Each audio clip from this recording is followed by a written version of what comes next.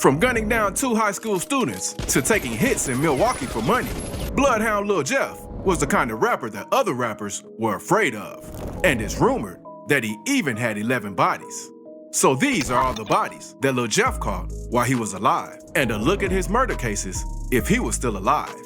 Let's start the day he spotted an op near a church and didn't hesitate on running up on him. He pulled out his strap and let off shots, but the op moved quickly, dodging the bullets and getting away. The crazy part? This all happened in front of a church with people watching. It just showed how reckless things had gotten. They talking about that church. By that church. That's why he ain't died. His got revived on the side of a church, gang. You should have knew his was gonna make it. The streets were shocked when the video of the shootout surfaced, showing Jeff ducking behind cars, then jumping out and firing back in broad daylight. But the op managed to escape. For tap that brain, he still would have got made it magically because God be helping these folks. I gotta talk to him about that, folks. All these can't get past this G. My baby G. Bullets ain't. Lil Jeff and his op walked away from this little beef untouched. Then, in November 2023, according to online rumors, Lil Deuce and Desiree, aka D-Money, the infamous female gangster, were chilling in a parked car on the 8300 block of South Dorchester Avenue. When a 19-year-old man and a 25-year-old woman were sitting inside of the parked vehicle, when out of nowhere, 2 dudes pulled up and started letting off shots, hitting both D-Money and Lil Deuce multiple times. They were transported to the University of Chicago Medical Center, but sadly, 19-year-old Lil Deuce and 25-year-old Desiree, D-Money, didn't make it. we're told it was around 12:39 Wednesday morning when a 19-year-old man and a 25-year-old woman were sitting inside of a parked vehicle. Police are saying the 2 suspects fired shots, hitting the 19-year-old man multiple times in his chest. The 25-year-old woman was shot once in her torso. Both were taken to UFC emergency room where they were pronounced dead. As of right now, no one is in custody, but Area 3 detectives.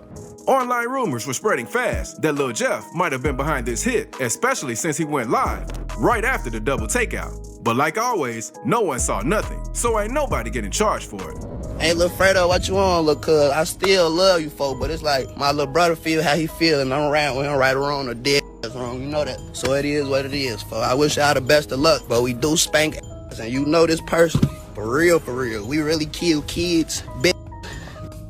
If it get to that point, it'll make me mad enough, mamas will start getting all type of my shit known, right? My shit really. But this next one is new to me. Word on the street is Ty, a gang member of NLMB, aka Never Leave My Brother, was one of Lil Jeff's victims. The Bloodhounds were not fans of the NLMB, Never Leave My Brother gang. They had a bad reputation for being intimidating, and any conflict with them was guaranteed to escalate quickly. Most of the beef was fueled by a mix of territorial disputes, clout-chasing rivalries, and personal grudges. They say I'm dead, tell them to get back. Oh no, they still finna go spin for me though. Just like Ricky, he conducted switch, he got hit on his back. They still finna spin for me. That boy hella scary, got caught in he ran. Dead or not. Folks say he still finna go spin for me. Whoever did that shit to me, we spinning on y'all ass. Ty had reportedly been involved in prior altercations with affiliates of Drill City. Rumors were that retaliation for disrespect was circulating in the streets. Lil Jeff and his crew decided to strike at the heart of the NLMB gang. They identified Ty's whereabouts and ambushed him in broad daylight. 4 shooters exited the car and unleashed a barrage of gunfire, and the ambush was over in a couple of seconds, leaving Ty critically injured in the aftermath. He was later pronounced deceased at the hospital.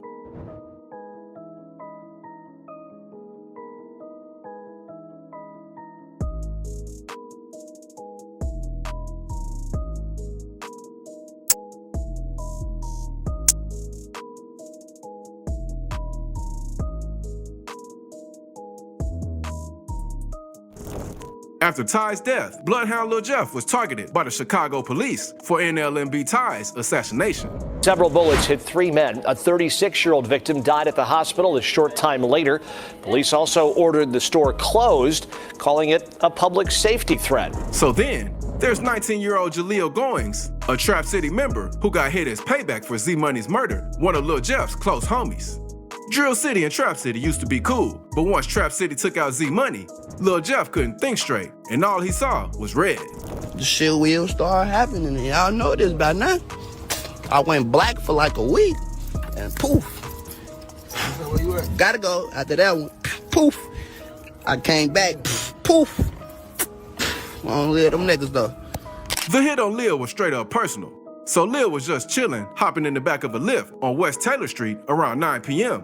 When out of nowhere, a car pulled up. A dude walked up to the window and started letting off some rounds before dipping the scene. Lil didn't even see it coming. He was gone before he even realized what happened. Lil didn't make it. He passed away at the hospital. The incident began in the 1300 block of West Taylor Street, where Goins was a passenger in a rideshare and was shot. Then the rideshare driver drove Goins to the hospital. I knew it was shots.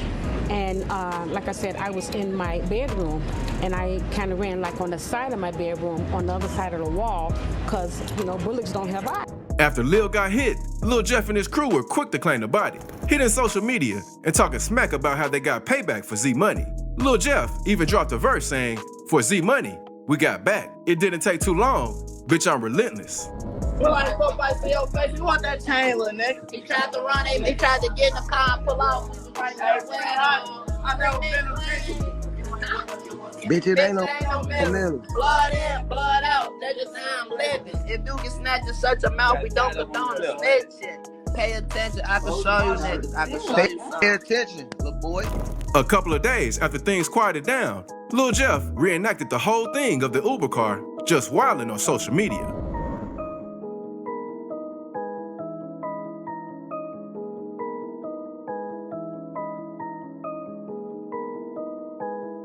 But as usual, nobody was talking. So the case eventually went cold, with rumors circulating about who really ordered the hit. Z Money's murder has never been solved, but it's clear from all the online rumors that the Bloodhounds consider their old friends from Trap City to be behind the hit. This murder now breaking apart the 0679 alliance that these two sets had formed over a decade ago. But it's unclear how much Trap City themselves were talking about Z Money's death publicly on social media at the time, but particularly since Jeff's death. Meanwhile, the streets were still heating up. Just when people thought things couldn't get any worse, another deadly situation unfolded involving Monte and Lil Rob. Unlike Lil's case, which was a targeted hit for revenge, Monte and Lil Rob's murders sent an even bigger message. Monte and Lil Rob were tight with Lil Jeff back in the day. One day, they were all chilling, and Monte and Lil Rob asked Lil Jeff if they could snap a pic with his jewelry. Lil Jeff wasn't tripping and let him, but as soon as they got their hands on his jewelry, they dipped, straight up bouncing. Later, they went live clowning Lil Jeff, making it seem like he was soft. Yeah. What did it say? Ain't coming like, look, tell the op. Be talking broad day. You take the show phone. We got like 50K down. That fake AP they got. I just turned up. With all the clout Monte and Lil Rob were getting after snatching Lil Jeff's jewelry, they didn't even think for a second about what would come next. Shit on my big cousin show, 2 feet B-no, yeah, really the whole 4L gang, like I put the whole 4L, shout out Young Nudie, and my cousin too, all my folk down there in the 8, it going on for real. You ain't got nobody in mind like you with like industry-wise like shit. Really, like, I ain't gonna lie, twin. Like, good, man, we got. Meanwhile, Lil Jeff and his boys were peeping at all the hype, waiting for the right moment for a takedown. Public service announcement. On my dead grandmother's head, if I'm lying, I'm down. God could come pull me out this car right now. I never took a dollar from nothing. A nigga said, let me take a picture of this, that, and that. I look up, the nigga then ran down. We all the way at the top of the staircase first off. The nigga then ran. I look up, the nigga taking off down the stairs with 5 more extra. I'm like, damn, I thought it was gangster. The whole time I'm right there still working with him. I'm telling them we could keep this gangster and be gangster. And I respect it's gonna be what it's gonna be. Just keep this gangster. It's one gangster. Monte and Lil Rob attended Innovations High School, which was located in downtown Chicago. On the third day of school, around 12:25 p.m., Monte and Lil Rob, together with some other students, were headed out of the school building, possibly going on their lunch break. Soon after exiting the school building, 2 cars suddenly pulled up with several mass shooters that jumped out and unloaded clips at Monte and Lil Rob before speeding off.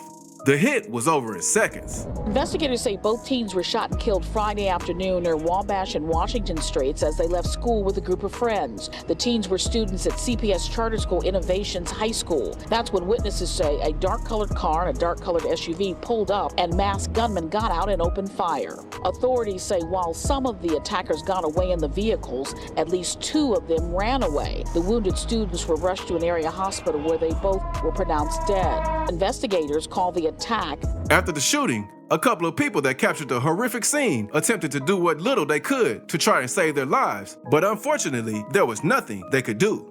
Both Monte and Lil Rob would later be pronounced dead in the Northwestern Memorial Hospital. He's laying on the ground. Can you see that? Oh my God! It's 2 of them. It's 2 of them. The murders of Monte and Lil Rob made Lil Jeff famous on the streets of Chicago. The streets were talking. The shooting sent a message. No one was safe. Chicago PD started cracking down for any clues that would tie Lil Jeff and his crew to the murders. The police had nothing to work with because no one was coming forward out of fear. Following the double homicide of Lil Rob and Monte, Lil Jeff went on social media openly bragging that he and his crew was responsible for the murders because they stole from him. Shit will start happening, and y'all know this by now. I went black for like a week, and poof. Gotta go. After that one, poof. I came back, poof. I don't live them niggas though. By this time, Lil Jeff was already a target. If he was still around, he'd be locked up for life, no doubt. The streets and the feds don't forget. He had bodies on him, shootouts on tape, and the cops were already on his trail. The feds were watching, and it was only a matter of time before they caught him. Toes are the same. What are you guys doing? You did some okay, walk with me. I don't think this. Walk. Oh, what are you guys doing? Spin Oh, and- down, run down on ops.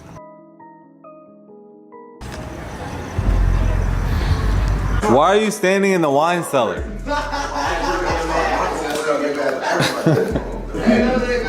Why you got one sock on? Jeff wasn't even trying to hide.